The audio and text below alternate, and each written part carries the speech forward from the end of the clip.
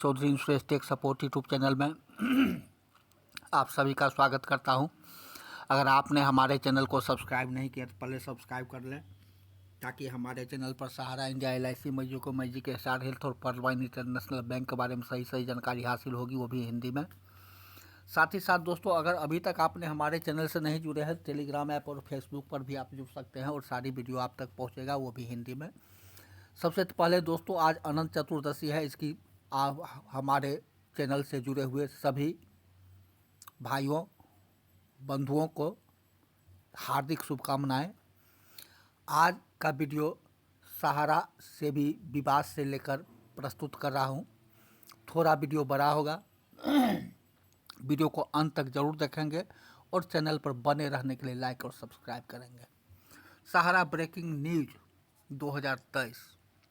सहारा और सेबी की जो लड़ाई है वह राष्ट्रीय स्तर की करोड़ों निवेशकों और लाखों कार्यकर्ताओं के रोटी, रोजगार और उनके खून पसीने से जुड़ी एक एक रुपये की कमाई, उनके मौलिक अधिकारों की लड़ाई है।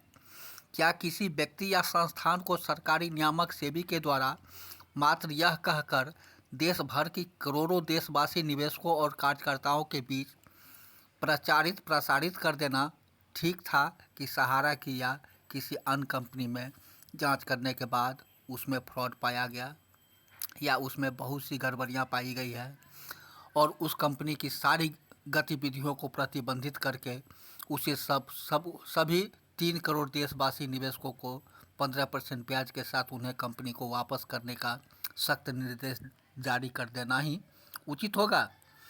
कि सबसे पहले उसकी न्यायपालिका के द्वारा उचित जांच भी होनी ज़रूरी है। यदि यही हादसा आपके साथ हो और दुनिया आप पर पूरा विश्वास करती हो तथा आप भी सरकारी दिशा निर्देशों के अनुसार काम करते आए हों और लाखों करोड़ों देश के लोग वर्षों से आप पर, आपकी संस्था, कंपनी पर विश्वास करते आए हैं, आप बताएं कि आप क्या करेंगे? क्या आप अपनी जिम्मेदारियों से विमुख होकर अपनी कंपनी को छोड़कर भाग जाएंगे? क्या करोड़ों देशवासी निवेशकों का विश्वास और भरोसा तोड़कर सरकारी नियामकों और अधिकारियों से आप करोड़ों लोगों के अधिकारों से समझौता कर लेंगे? क्या आप अपनी जिम्मेदारियों और अपनी प्यारी और न्याय मित्र संस्था और उससे जुड़े करोड़ों जमाकर्ताओं और कार्यकर्ताओं के अधिकारों के प्रति आप अपनी बदनामी के डर से देश से रातों रात भाग जाएंगे? जबकि आपको भी पता है कि सामने जो आप और आपकी कंपनी पर आरोप लगाकर आपको और आपके करोड़ों निवेशकों को बर्बाद करने का सपना देख रही है, वह ताकत में आपसे कई गुना अधिक की पावर रखती है। पूरा सरकारी डिपार्टमेंट, सारा सरकारी सिस्टम, सरकार, नियामक, income tax, sales tax, ED, SFIO, SAT, CBI अर्थात 18 सरकारी डिपार्टमेंट सभी आपके सामने हैं। मुझे लगता है कि आपके सामने सिर्फ आपको सिलेंडर के अलावा कोई भी विकल्प ना मिले और आपके सामने सिवाय अपने आप को करोड़ों निवेशकों, कार्यकर्ताओं के विश्वास और भरोसे को सरकारी ताकतों के सामने सिलेंडर करने में ही अपनी भलाई दिखे। शायद आप यही करेंगे, क्योंकि आपको पता है आप सरकार, सरकारी अधिकारी, नियामक और न्यायपालिका से कभी भी जीत नहीं सकते हैं। सेबी कभी भी आपको जीतने भी नहीं देगी, क्योंकि हमारे देश के भ्रष्ट सिस्टम की जड़ें दूसरे अधिकारी, नियामक से जुड़ी हुई है। वह सभी अधिकारी, नियामक, सरकार, न्यायपालिका सभी सरकारी हैं, एक दूसरे को बचाने में कोई कसर नहीं छोड़ेंगे।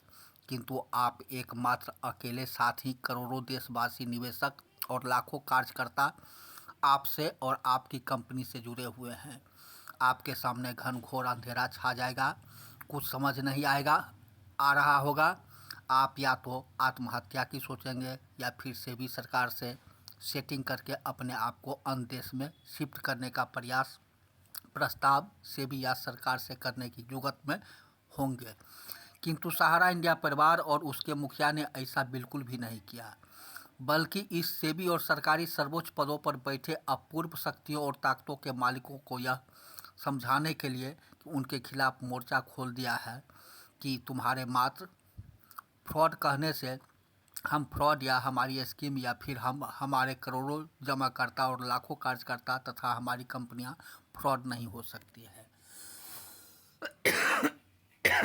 बल्कि फ्रॉड साबित करना भी जरूरी है। इसी आधार पर यह सहारा सेबी का विवाद राष्ट्रव्यापी विवाद बनकर रह गया। शायद इस केस में आपको लग रहा होगा कि सहारा इंडिया परिवार और उसकी स्कीम किसी कीमत पर देश में चल नहीं सकती या चल नहीं पाएगी, तो आप साक्ष्य और एविडेंस पर भी विश्वास न कर पाएँ तो यह आपकी कमी है। संस्था या किसी अधिकारी की नहीं, बल्कि आज की स्थिति में संस्था अब सब कुछ सरकार और न्यायपालिका से कराने की दिशा में काम कर रही है, क्योंकि यदि इस देश में सेबी जैसी खुरापाती नियामक है तो देश का संविधान इन सभी का बाप है। और सहारा इंडिया परिवार ने 1978 को ही यह प्रण कर लिया था कि बिना संवैधानिक नियम, कानून और सरकारी अनुमतियों के हम कोई भी काम नहीं करेंगे, क्योंकि फाइनेंस का काम करना किसी संस्था के लिए और इस देश भारत के भ्रष्ट सिस्टमेटिक अधिकारियों के बीच में करना इतना आसान नहीं था। ये सहारा और आरबीआई के समय से ही सहारा अच्छी तरह समझ चुकी थी कि सरकारी अधिकारी अपने नियम और नियमावली में जगह जगह कई सारे छोटे बड़े लूप्स बनाकर रखते हैं।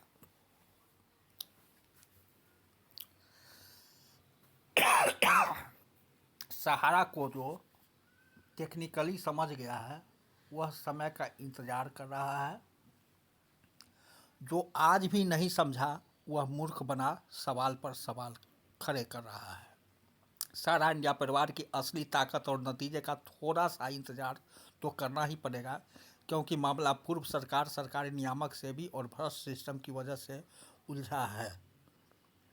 सहारा इंडिया परिवार ने या उसकी कंपनी ने ना तो कुछ गलत किया है और ना ही उसने कोई मामला उलझाया है।